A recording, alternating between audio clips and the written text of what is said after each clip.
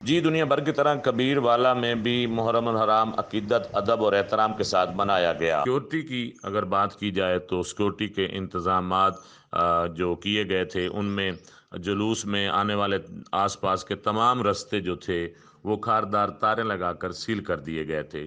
دو ایسے مقامات تھے جہاں پر عزاداروں کی چیکنگ کے بعد انہیں جلوس میں جانے کی اجازت تھی۔ تمام جو بڑی بلڈنگیں تھیں ان پر بھی پولیس کے جوان تعینات کیے گئے تھے۔